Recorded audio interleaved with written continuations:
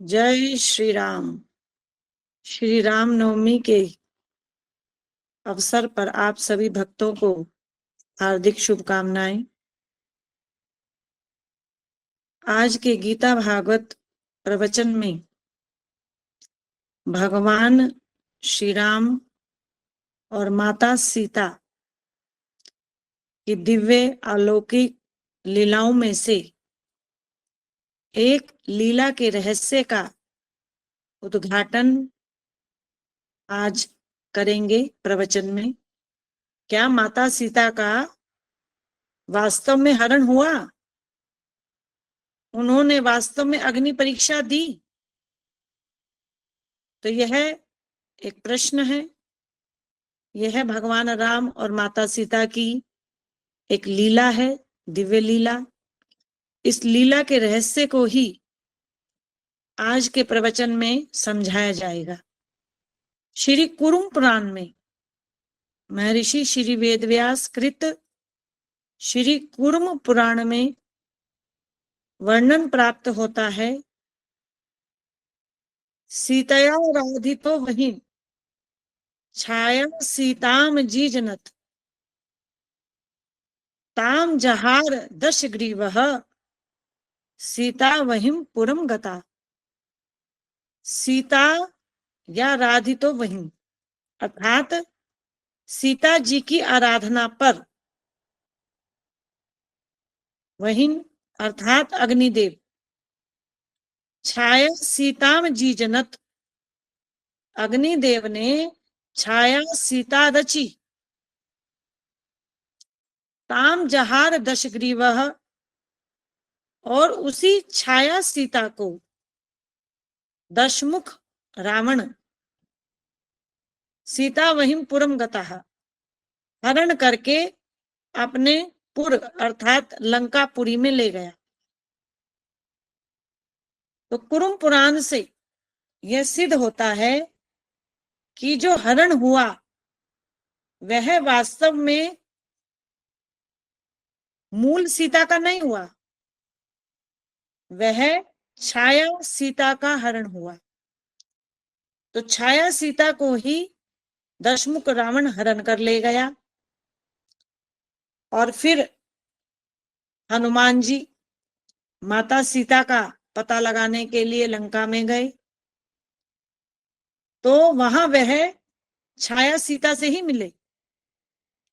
और फिर हनुमान जी ने लंका जलाई और हनुमान जी ने वापस आकर भगवान राम को माता सीता का पता दिया। भगवान मानो कि ऐसा प्रदर्शित कर रहे थे कि उन्हें पता ही नहीं कि उनकी सीता का हरण करके कौन ले गया। भगवान राम सर्वज्ञ हैं, सबके बारे में सब कुछ जानते हैं, लेकिन लीला कर रहे हैं, धरती पर लीला कर रहे हैं।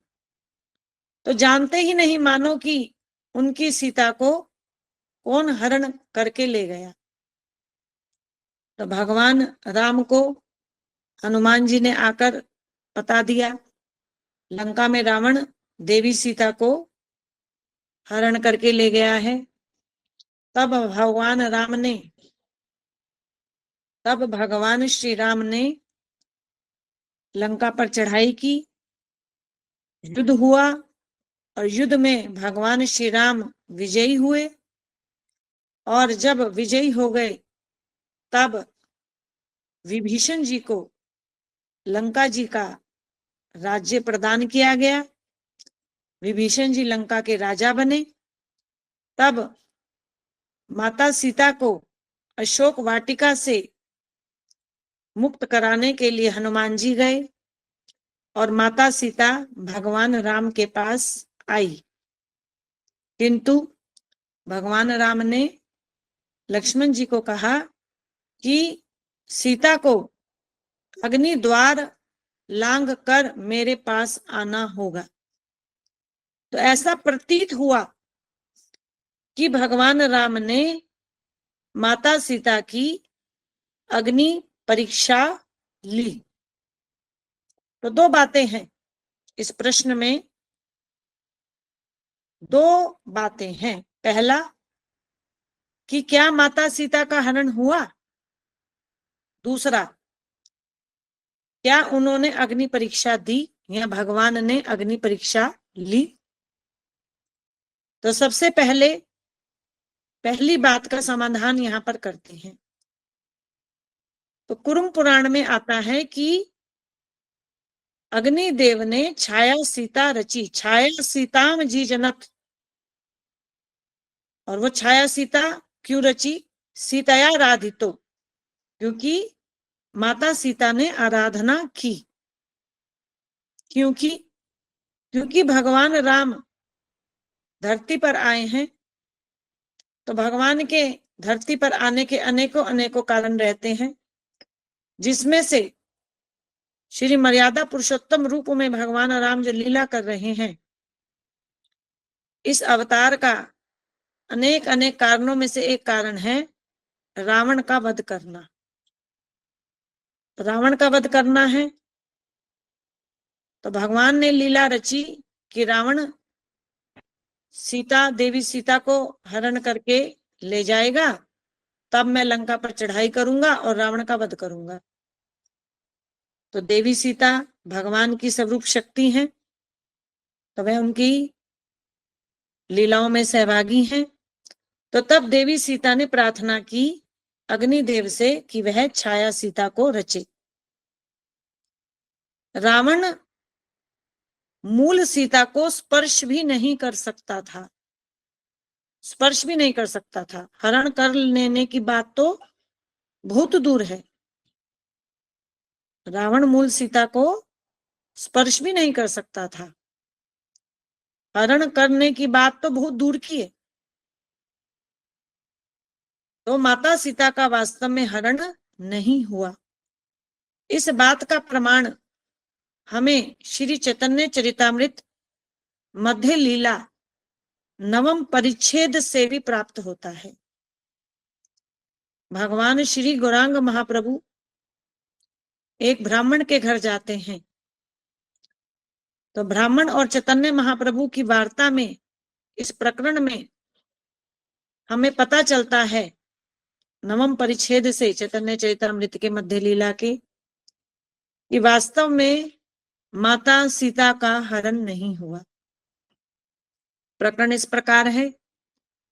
भगवान श्री चैतन्य महाप्रभु काम गोष्ठी से दक्षिणी मथुरा में आए। वहां उनका मिलन एक राम जी के भक्त ब्राह्मण से हुआ।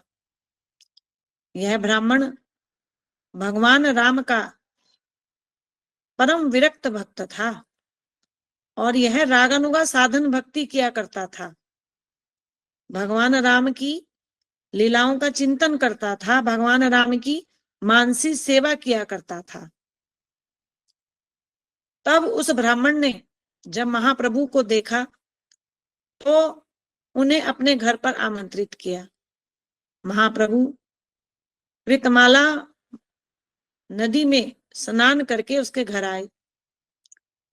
महाप्रभु ने देखा कि ब्राह्मण ने तो अभी तक रसोई बनाई ही नहीं है, तब भला महाप्रभु को भोजन कौन कराता। तब महाप्रभु ने उस ब्राह्मण से कहा, हे महाशय, मध्याह्न काल का समय हो गया है, लेकिन आपने अभी तक रसोई क्यों नहीं बनाई। तब उस ब्राह्मण ने उत्तर दिया, प्रभु मेरा आज वन में पाक है, मेरा आज वन में वास है। पाक की सामग्री अन्न फल शाक लक्ष्मण जी लाएंगे, तब माता सीता रसोई बनाएगी। ब्राह्मण मानसी सेवा करके महाप्रभु के लिए भोजन बनाकर फिर उनको भोजन कराना चाह रहा था। वह ब्राह्मण वास्तव में मानसी सेवा में था। तो मानसी सेवा करते हुए आज वह वन में था और वन में चिंतन कर रहा था कि आज मानो कि लक्ष्मण जी अन्न फल शाक लेने के लिए वनों में गए हैं और माता सीता इंतजार कर रही हैं। तो माता सीता रसोई बनाएंगी तो तब ही भोजन बनेगा। तो इसलिए उस ब्राह्मण ने भी भोजन नहीं बनाया था। तो मानसी सेवा में लक्ष्मण जी सामग्री ले आए, तब ब्राह्मण ने रसोई बनाई और महाप्रभु ने भोजन प्रसाद खाया। लेकिन दिन का जब तीसरा प्रहर आया तो वह ब्राह्मण उपवास पर था। तब महाप्रभु ने कहा, हे ब्राह्मण, तुम उपवास क्यों करते हो? हे ब्राह्मण, तुम उपवास क्यों करते हो? तुम भोजन करो। तुम आज इतने दुखी दिखाई क्यों दे रहे हो? तब वह ब्राह्मण बोला कि माता सीता का हरण हो गया। हे महाप्रभु, अब मेरे जीने का कोई भी प्रयोजन नहीं है। रावण सीता को हर ले गया है। तो वास्तव में ब्राह्मण मानसी सेवा में सीता जी के हरण की लीला का चिंतन कर रहा था। तब ब्राह्मण बोला, मैं तो अग्नि में जलकर या जल में डूबकर अपने प्राणों का अंत कर दूंगा। राक्षस रावण जगत माता महालक्ष्मी स्वरूपा सीता ठकुरानी को हर कर ले गया है। यह बात मैं अपने कानों से सुन रहा हूं प्रभु। अब मेरे शरीर धारण करने का क्या लाभ? मेरा शरीर तो दुखों की अग्नि में जल रहा है, लेकिन तब भी मेरे प्राण नहीं निकल रहे। तब महाप्रभु बोले, हे विप्र, प्रभु कहे, ए भावना न करिए आर, पंडित हैया केने न कर विचार। श्री चैतन्य चैतामृत मध्य लीला नवम परिच्छेद प्यार संख्या 175। हे पंडित, ऐसा विचार, ऐसी भावना अपने हृदय में कभी मत लाना। पंडित होकर तुम ऐसा विचार करते हो कि माता सीता का हरण हो गया। ऐसी भावना अपने हृदय में कभी मत लाइए। ईश्वर प्रेयसी सीता चिदानंद मूर्ति, प्राकृत इंद्रिय तारे देखिते नाही शक्ति। जो राम जी की प्रेयसी हैं देवी सीता, चिदानंद मूर्ति, वह तो चिदानंद मूर्ति हैं। प्राकृत इंद्रिय तारे देखिते नाही शक्ति, प्राकृत इंद्रियों में उन्हें देखने की शक्ति नहीं है। स्पर्शिवार कार्य आछुक ना पाए दर्शन, सीतार आकृति माया हरिल रावण। 177 प्यार संख्या। प्राकृत हाथों से स्पर्श करना तो दूर, प्राकृत नेत्रों से उन्हें देखा भी नहीं जा सकता। फिर भला रावण उन्हें कैसे देख और स्पर्श कर पाता? गौरांग महाप्रभु क्या कह रहे हैं कि स्पर्श करना तो दूर की बात, वास्तविक सीता का तो दर्शन भी रावण नहीं कर पाता। कुभावना से माता सीता का दर्शन करना भी असंभव है। केवल प्रेमा भक्ति के द्वारा ही माता सीता का दर्शन किया जा सकता है वास्तविक रूप में। तब महाप्रभु ने रहस्य को खोला। रावण आसिते सीता अंतर ध्यान केल, रावणेर आगे माया सीता पाठाइल। रावण के आने से पहले ही रावण आसिते सीता अंतर ध्यान केल, जो मूल सीता थी वह अंतर ध्यान हो गई, और रावणेर आगे माया सीता पाठाइल, और रावण के आगे तो माया सीता प्रकट हुई, अर्थात सीता जी की छाया मूर्ति प्रकट हुई। अप्राकृत वस्तु नहे प्राकृत गोचर, वेद पुराणे ते एक है निरंतर। प्यार संख्या 179। तो जो सीता जी की छाया मूर्ति थी उसे ही रावण हरण करके ले गया है। रावण के साथ वास्तव में छाया सीता गई है। तो वेद पुराण निरंतर, वेद पुराण निरंतर इसी बात को कह रहे हैं कि अप्राकृत दिव्य वस्तु को प्राकृत इंद्रियों से ना तो स्पर्श किया जा सकता, ना देखा जा सकता, ना प्राप्त किया जा सकता।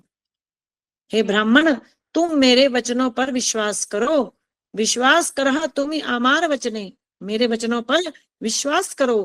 पुनरपि कुभावना ना करिए मन, कि ऐसा कुविचार अपने मन में मत लाना कि रावण सीता का हरण करके ले गया। तो श्री गौरांग महाप्रभु के इन वचनों से सिद्ध हुआ कि सीता जी का हरण नहीं हुआ। हरण तो हुआ किंतु वास्तविक सीता का नहीं। तो हरण किसका हुआ? छाया सीता का हरण हुआ। बोले जय श्री राम। और कुरुम पुराण में से भी, और कुरुम पुराण से भी सिद्ध होता है कि सीता जी की आराधना पर अग्निदेव ने छाया सीता रची और उसी छाया सीता को रावण हरण करके ले गया। अब आते हैं दूसरे प्रश्न पर कि क्या भगवान राम ने माता सीता की अग्नि परीक्षा ली या माता सीता ने अग्नि परीक्षा दी? तो कुरुम पुराण में ही आगे कहा गया, परीक्षा समय वही छाया सीता विवेश सा, वही न सीताम समानीय स्वपुरादूद नीनयत। अर्थात परीक्षा समय वही, परीक्षा के समय छाया सीता अग्नि के भीतर प्रवेश कर गई और तब अग्निदेव स्वपुरा अपनी पुरी से, अपनी पुरी से, अग्निदेव का एक अपना लोक है, अपनी पुरी है, तो वहां से अग्निदेव अपनी पुरी से देवी सीता को लेकर राम जी के समक्ष प्रकट हो गए। नीनयत, उन्होंने सीता जी को लाकर राम जी को सौंप दिया। तो कुरुम पुराण से सिद्ध होता है कि जो अग्नि परीक्षा हुई, जो दिखाई दी, जो पर्दे पर दिखाई दी लीला, क्या दिखाई दी? कि सीता जी की परीक्षा हुई, सीता जी अग्नि में प्रवेश कर गई और फिर सीता जी प्रकट हो गई। ऐसा दिखाई दिया कि परीक्षा हुई सीता जी की, तो परीक्षा नहीं थी। तो वो जो छाया सीता थी जिसका रावण हरण करके ले गया था, वो छाया सीता अग्नि में प्रवेश कर गई और फिर जो मूल सीता अग्निदेव के पास थी, जो अग्निदेव की पुरी में रही जब तक जो है युद्ध चला, जब से हरण हुआ और युद्ध में भगवान विजयी हुए, तो इस बीच के समय में जो मूल सीता थी वो अग्निदेव की पुरी में रही। तो वहां से फिर अग्निदेव जो है मूल सीता को लाकर उन्होंने भगवान श्री राम जी को सौंप दिया। तो भगवान राम इस रहस्य को जानते हैं और भगवान राम ही इस लीला को रचने वाले हैं देवी सीता के संग में। बाकी इस लीला का किसी को भी कुछ नहीं पता, यहाँ तक कि लक्ष्मण जी को भी नहीं पता था, हनुमान जी को भी नहीं पता था इस लीला का। तो राम जी और सीता जी को ही पता था कि छाया सीता है और उसी का हरण हुआ है। हरे कृष्ण कृष्ण कृष्ण हरे हरे, हरे राम राम राम हरे हरे।